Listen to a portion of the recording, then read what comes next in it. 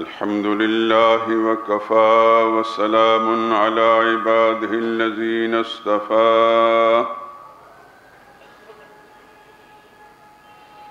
خصوصا على سيد الرسل وخاتم الأنبياء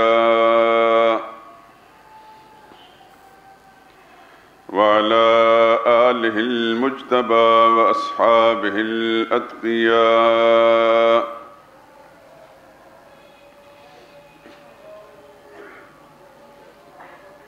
أما بعد فإن خير الحديث كتاب الله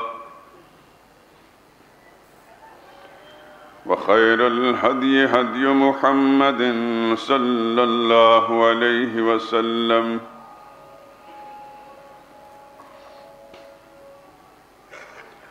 وشر الأمور محدثاتها وكل محدثة بدعة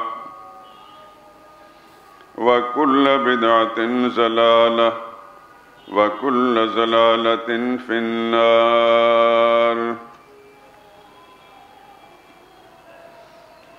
أعوذ بالله من الشيطان الرجيم. بسم الله الرحمن الرحيم.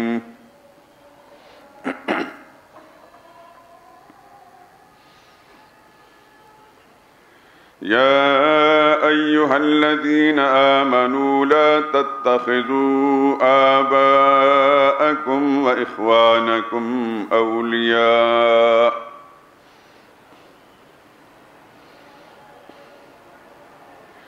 لا تتخذوا آباءكم وإخوانكم أولياء إن استحبوا الكفر على الإيمان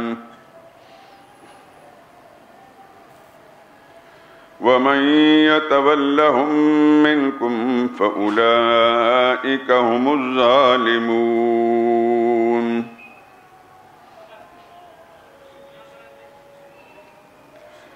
قل إن كان آباؤكم وأبناؤكم وإخوانكم وأزواجكم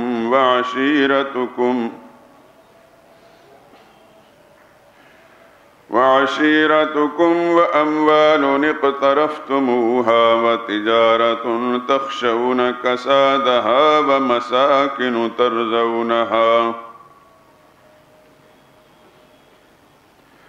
ومساكن ترضونها أحب إليكم من الله ورسوله وجهاد في سبيله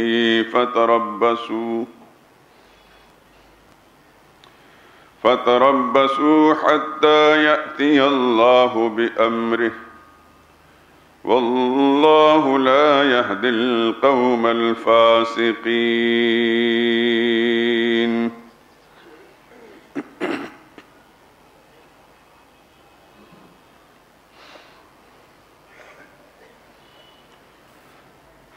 اے ایمان والو، اگر تمہارے ماں باپ اور بہن بھائی ایمان کے مقابلے میں کفر کو پسند کریں تو ان سے دوستی نہ رکھو، اور جو لوگ ان سے دوستی رکھیں گے وہ ظالم ہیں۔ کہہ دیجئے کہ اگر تمہارے ماں باپ اور بیٹے اور بھائی اور تمہاری بیویاں اور خاندان کے لوگ اور وہ مال جو تم کماتے ہو اور تجارت جس کے بند ہونے سے ڈرتے رہتے ہو اور وہ مکانات اور بلڈنگیں جن کو تم پسند کرتے ہو، یہ سب چیزیں اللہ اور اس کے رسول سے اور اللہ کی راہ میں جہاد کرنے سے تمہیں زیادہ عزیز ہوں تو انتظار کرو یہاں تک کہ اللہ اپنا حکم یعنی عذاب بھیج دے، اور اللہ نافرمان لوگوں کو ہدایت نہیں دیا کرتا۔ سبحان ربک رب العزت عما یصفون وسلام علی المرسلین والحمد للہ رب العالمین۔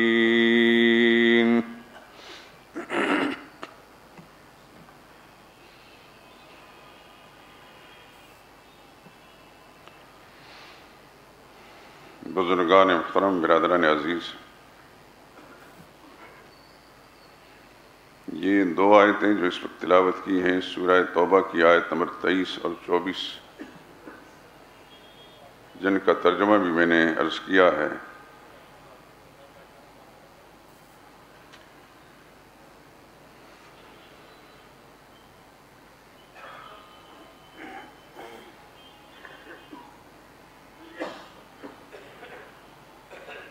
گزشتہ اور اس سے پیوستہ خطبات جمعہ میں جو گفتگو آپ سے کی گئی،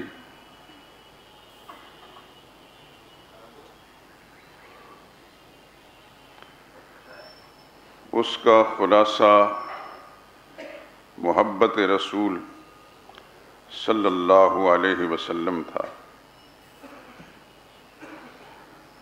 اور اسی سلسلے میں آج کی یہ آیات کی تلاوت کی گئی ہے۔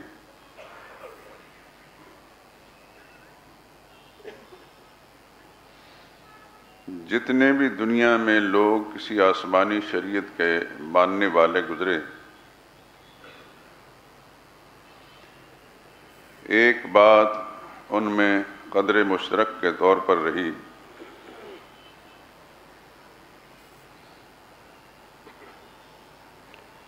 کہ اللہ کے ساتھ صحیح تعلق تبھی قائم رہ سکتا ہے کہ اللہ کے بھیجے ہوئے نبی سے تعلق صحیح طریقے سے قائم ہو۔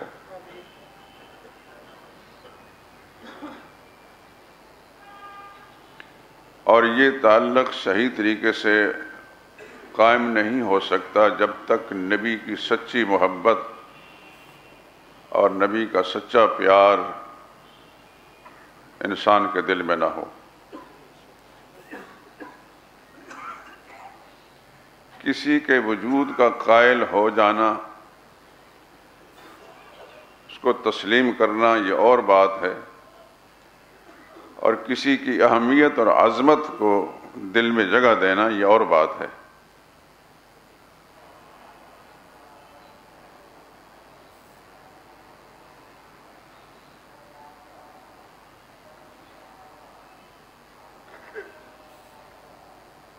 اللہ کے ساتھ صحیح رشتہ اور تعلق بندے کا تبھی قائم ہو سکتا ہے کہ اللہ کے نمائندے اور اس کے فرستادہ، اس کے رسول،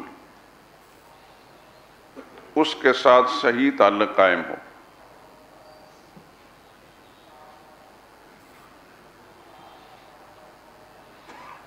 اللہ کے ماننے کا جہاں تک تعلق ہے، اس کے قائل ہونے کا جو تعلق ہے، تو دنیا میں ہر قوم اللہ کو مانتی ہے اور اس کی قائل ہے، اور اپنے خیال کے مطابق وہ اللہ کو اس انداز سے مانتے ہیں کہ گویا اللہ کے ساتھ ان کا ایک گہرا تعلق بھی ہے، سوائے ان قوموں کے یا ان افراد کے جو دہریے کہلاتے ہیں۔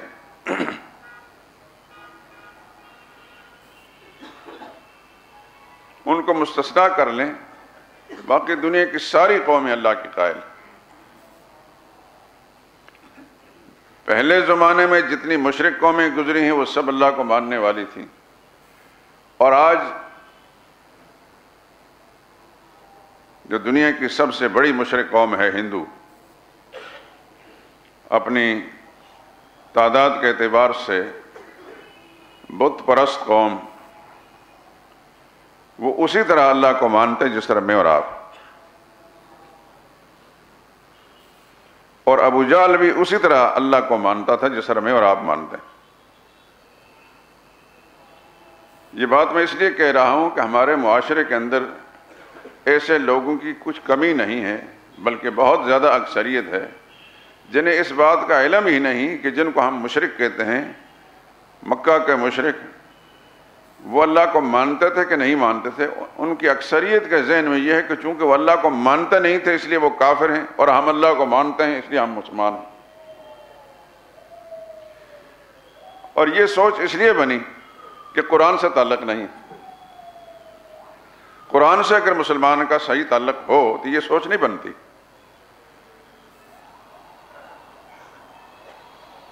بہت ساری ایسی چیزیں، ایسے عقیدے جو آج ہمارے ذہن کے اندر ہیں، وہی عقیدہ ابو جہل کے ذہن میں بھی تھے۔ اللہ کی ذات کے بارے میں ابو جہل بھی اسی انداز سے عقیدہ رکھتا تھا جیسا کہ آج کا مسلمان رکھتا ہے، اور ایک سے زائد مرتبہ میں انہی مجالس کے اندر قرآن کریم کی آیات کے حوالے سے اس بات کو مدلل اور مبرہن کر چکا ہوں۔ وَلَئِن سَأَلْتَهُم مَّنْ خَلَقَ السَّمَاوَاتِ وَالْأَرْضَ، آپ اگر ان سے پوچھیں، یہ ابو جہل اور مشرکین مکہ کی پارٹی کے بارے میں کہا جا رہا، ان سے پوچھیں من خلق السماوات والارض، کس نے بنائے ہیں آسمان اور کس نے بنائی ہیں زمینیں؟ تو ان کا جواب بھی قرآن نے نقل کیا، لَيَقُولُنَّ اللَّهُ، وہ کہیں گے یہ تو اللہ نے بنائی ہیں۔ اللہ کے قائل تھے تو تبھی زمین و آسمان کا خالق اللہ کو سمجھتے تھے۔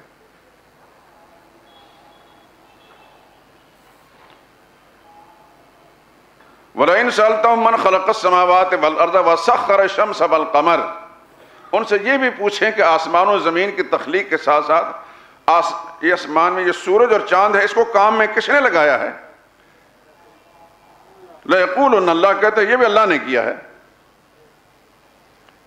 پھر ایک سوال یہ بھی ہے قرآن کریم میں، وَلَئِن سَأَلْتَهُم مَّنْ خَلَقَهُم، ان سے پوچھیں کہ تمہیں کس نے پیدا کیا ہے؟ وہ کہیں گے اللہ نے بنایا ہے۔ تو پھر میرے عقیدے میں اور آپ کے اور عقیدے میں اور ابو جہل کے عقیدے میں کوئی فرق ہے؟ ہم بھی مانتے ہیں کہ زمین و آسمان کا خالق، سورج چاند کو کام میں لگانے والا ہمارا خالق اللہ ہی ہے، وہ بھی مانتے تھے کہ ہمارا خالق اللہ ہی ہے۔ اس حد تک تو ہم بالکل مشترک ہیں۔ یہ اس زمانے کے مشرکین کا عقیدہ تھا، اور آج کے مشرکین کا عقیدہ اب کسی بھی ہندو سے پوچھ لیں، اس معاملے میں وہ آپ سے مختلف نہیں ہوگا۔ ہاں، راستے جدا کب ہوتے ہیں؟ ابو بکر صدیق اور فاروق اعظم سے ابو جہل کا راستہ کہاں جدا ہوا؟ جبکہ دونوں ہی اللہ کو مانتے تھے۔ جدا یہ ہوا کہ رسول اللہ نے صلی اللہ علیہ وسلم، جو اللہ کے بھیجے وہ فرستادہ، اللہ کے بھیجے رسول اور نبی نے آ کر یہ بتایا، اللہ کو تو سب مانتے ہو لیکن ساتھ یہ بھی مان جاؤ کہ اللہ ہی الہ ہے اور کوئی الہ نہیں۔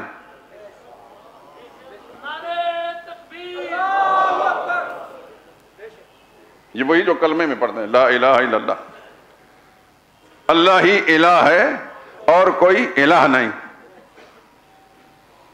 اس بات کو مشرکین مکہ نہیں مانتے تھے، وہ کہتے تھے کہ اللہ کے سوا اور بھی الہ ہیں۔ کیا مانا؟ رسول اللہ فرماتے ہیں کہ اللہ ہی الہ ہے اور کوئی الہ نہیں، یعنی سارے کام اللہ ہی کرتے ہیں اور کوئی نہیں کر سکتا۔ یعنی پیدا تو اللہ کرے، لیکن پھر اس کے بعد بیماری میں شفا دینے والا کسی اور کو سمجھیں، بگڑی بنانے والا کسی اور کو سمجھیں، رزق میں اضافہ کرنے والا کسی اور کو سمجھیں، دنیا میدانوں میں کامیابیاں دینے والا کسی اور کو سمجھیں۔ لا الہ الا اللہ کا مطلب ہے کہ اللہ کے سوا یہ سارے کام اور کوئی نہیں کر سکتا، جس کے لیے مختصر تعبیر ہے لا الہ الا اللہ، اللہ ہی الہ ہے اور کوئی الہ نہیں۔ یہ بات نبی کی زبان سے نکلی، قرآن میں آئی، ابو بکر صدیق اور ان کے سارے طبقے نے مان لی۔ ابو جہل اور اس کی پارٹی نے اس کو نہیں مانا۔ اللہ کو مانتے ہیں لیکن اس کو صرف واحد الہ نہیں مانتے، کیونکہ ہمارے آباء و اجداد کا عقیدہ یہ ہے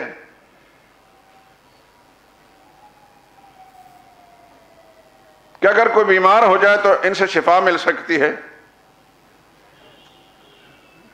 ان سے مرادیں مانگے تو مرادیں پوری ہو جاتی ہیں۔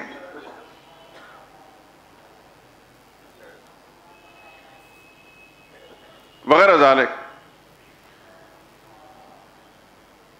تو نبیوں نے آ کر لگاتار یکے بعد ایک ہی بات کہی، لا الہ الا اللہ، اللہ ہی کارساز ہے اور کوئی کارساز کا معنی کام بنانے والا، ہر قسم کے کام، چھوٹے بڑے کام کرنے والا کون ہے؟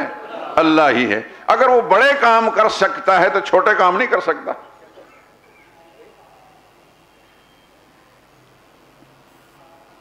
بڑا کام کون سا ہے؟ ہمارے ذہن میں، ہمارے خیال میں سب سے بڑی چیز کیا ہے؟ سب سے بڑا کام کیا ہے جو اللہ نے بنایا؟ وہ آسمان و زمین کی تخلیق ہے۔ اس سے بڑی بھی کوئی چیز ہے جو تصور میں آتی ہے؟ خیالات کو دوڑائیے، آسمان اور زمین سے بھی کوئی بڑی چیز ہے مخلوق میں؟ کوئی نہیں ہے۔ تو جو اللہ آسمانوں کی تخلیق کر سکتا ہے اور بغیر سہاروں کے اپنی قدرت کے ساتھ ٹھہرا سکتا ہے، اور ہزاروں نہیں لاکھوں کروڑوں سال سے ٹھہرائے ہوئے ہیں، اور ان کی رنگت میں کوئی تبدیلی نہیں آ رہی، ان میں کہیں سوراخ و شگاف نہیں پیدا ہوا، اس کے لیے کسی ستون اور سہارے کی اور دیوار کی ضرورت نہیں پڑی، اور زمینوں کو بنا سکتا ہے، پانی پر ان کو ٹھہرا سکتا ہے۔ دنیا کا کوئی انسان کسی چیز کو پانی پر کھڑا کر کے ٹھہرا دے، اس میں ذرا حرکت نہ آئے، کوئی ایک مثال؟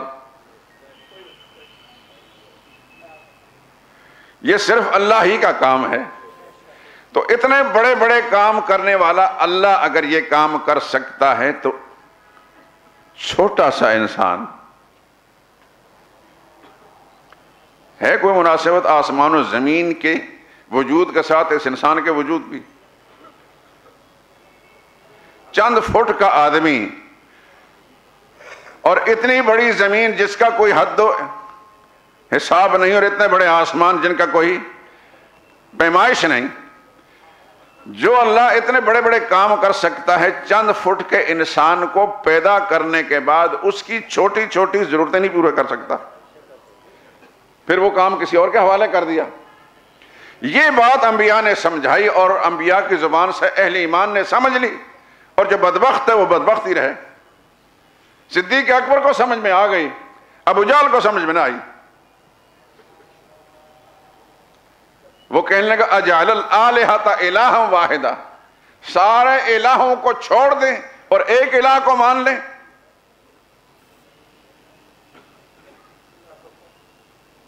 ان ھذا لشیء عجاب، یہ بہت عجیب بات ہے۔ ما سمعنا بہذا فی الملۃ الآخرہ، ہم نے اس سے پہلے باپ دادا سے یہ بات نہیں سنی کہ یہ کام نہیں کر سکتے۔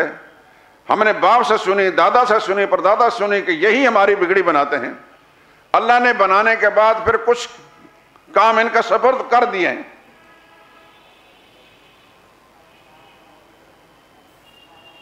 شاہ ولی اللہ آپ کے سپرد صغیر میں ایک بڑا نام ہے، خدا کی کروڑوں رحمتیں نازل ہوں، 300-400 سال پہلے گزرے ہیں۔ انہوں نے ایک کتاب لکھی ہے عربی زبان میں، حجت اللہ البالغہ، بہت مشہور کتاب ہے، دنیا علم میں بہت بڑا نام ہے اس کتاب کا۔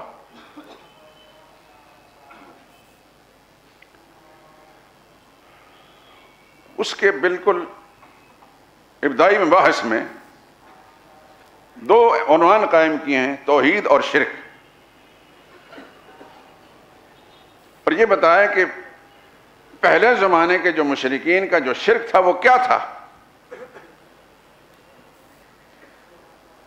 تو اس میں انہوں نے یہ بتایا ہے، ان کا شرک یہ تھا، اس کی مثال دے کر کہ جیسے کہ کسی مملکت کا ایک بادشاہ ہوتا ہے، اس نے اس ملک کے مختلف علاقوں اور مختلف صوبوں پر کچھ کارندے گورنر مقرر کر رکھے ہوتے ہیں، اور اس سے آگے پھر کچھ ذیلی نمائندے ہوتے ہیں۔ تو ان علاقوں کی گورنری جس کو دے رکھی ہوتی ہے، ان علاقوں کا سارا انتظام و انصرام ان کے حوالے کر رکھا ہوتا ہے کہ یہ کام تم نے کرنا ہے۔ آسان لفظ میں کہہ لیجئے کہ موجودہ یہ جمہوری حکومتیں ہیں، ان کے مختلف شعبوں کے وزارتوں کے وزیر ہوتے ہیں، پھر آگے ان کے مشیر ہوتے ہیں، پھر آگے سیکرٹری ہوتے ہیں، ایک مرکزی حکومت ہوتی ہے، اور پھر صوبائی حکومتیں، اور پھر ذیلی، اب تو ذیلی حکومتیں بھی، وہ سارے کام ان کے حوالے ہوتے ہیں۔ شاہ ولی اللہ لکھتے ہیں کہ مشرکین کا عقیدہ کچھ اسی طریقے سے تھا کہ مین پاور تو رب العالمین نے اپنے پاس رکھی ہے، باقی چھوٹے چھوٹے کام جو ہے مختلف کارندوں کے حوالے کر رکھے ہیں. یہ تھا مشرکین کا شرک. نبیوں نے آ کر یہ بات سمجھائی، ہر نبی نے آ کر ایک ہی بات کی، اور یہ متفقہ پروگرام تھا انبیاء کا کہ اللہ جو بنا سکتا ہے، اتنے بڑے بڑے کام کر سکتا ہے، اس انسان کو پیدا کرنے کے بعد اس کی چھوٹی چھوٹی ضرورتیں بھی اللہ ہی پوری کرتا ہے.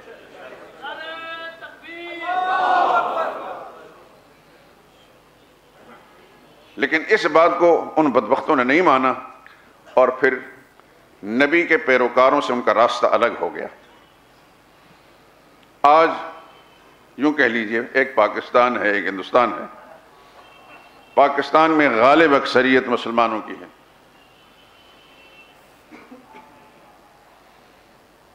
اور جن میں کچھ کمزور عقیدے کے بھی ہیں اور کچھ راسخ العقیدہ بھی ہیں.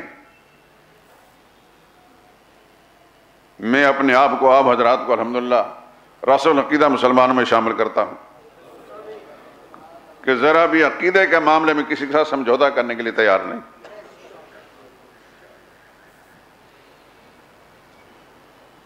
کہ ہمیں جو قرآن ملا ہے اس قرآن میں لکھا ہے ما یملکون من قطمیر. اللہ کے سوا کوئی شخص بھی، چاہے نبی ہو، ولی ہو، فرشتہ ہو، ما یملکون من قطمیر.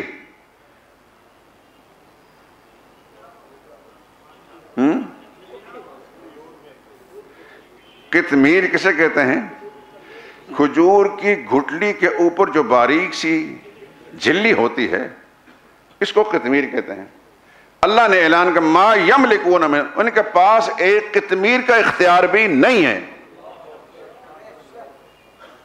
ہیں بڑے بڑے، ان کی بڑائی تو مسلم، ان کی عظمت مسلم، فرشتوں کی عظمت مسلم، ان کا تقدس مسلم، انبیاء اکرام کی عظمت مسلم، اولیاء اللہ کی عظمت مسلم. لیکن جہاں الوہیت کے اختیار کا معاملہ ہے، ما یملکون من قطمیر، ایک قطمیر کا اختیار بھی نہیں.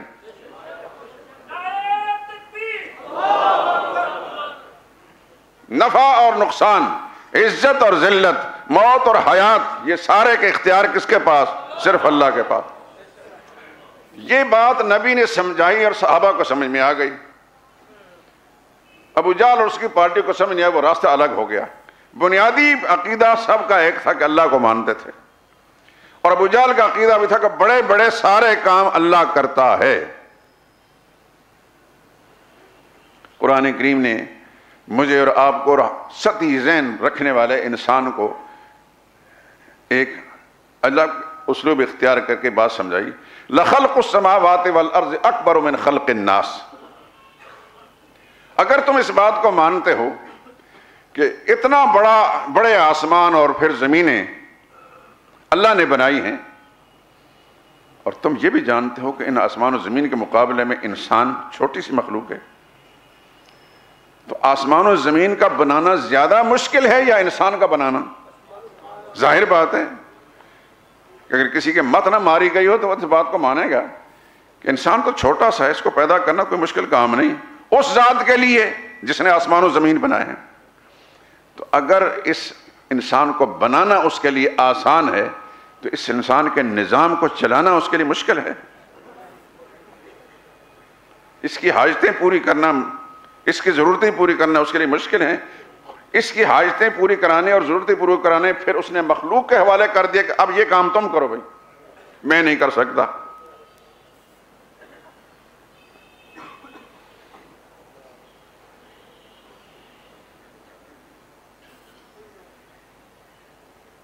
یہاں سے راستے الگ ہو گئے. ابو جہل بھی کہتا تھا کہ ہم اللہ کو مانتے ہیں، اور کہتا تھا کہ ہم اللہ کے مقربین ہیں، اور پورے وثوق کے ساتھ قرآن کریم سے ہمیں پتہ چلتا ہے، پورے پختہ یقین کے ساتھ کہتا تھا کہ محمد صلی اللہ علیہ وسلم کا موقف درست نہیں. کیا کہتا تھا؟ محمد کا موقف درست، اس نے ہمارے آباء و اجداد کے عقیدے کے خلاف جو عقیدہ پیش کیا، یہ موقف غلط ہے اور ہم نہیں مانتے. اور پھر اللہ سے دعا مانگتا تھا. آپ بھی سن لیں، اللہ توفیق دے قرآن کریم کی روزمرہ تلاوت کی. قرآن میں یہ بات لکھی ہے، اللہم ان کان ھذا ھو الحق من عندک،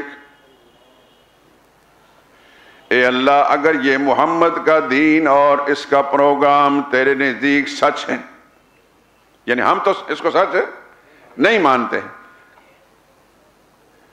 فَأَمْطِرْ عَلَيْنَا حِجَارَةً مِّنَ السَّمَاءِ، یا اللہ ہمارا عقیدہ تو یہ ہے کہ محمد اور اس کا پروگرام غلط، لیکن بالفرض اگر وہ جس طرح کہتے ہیں ان کا پروگرام صحیح ہے اور آپ سمجھتے ہیں یہ صحیح ہے، تو پھر ہم پر آسمانوں سے پتھروں کی بارش نازل کر۔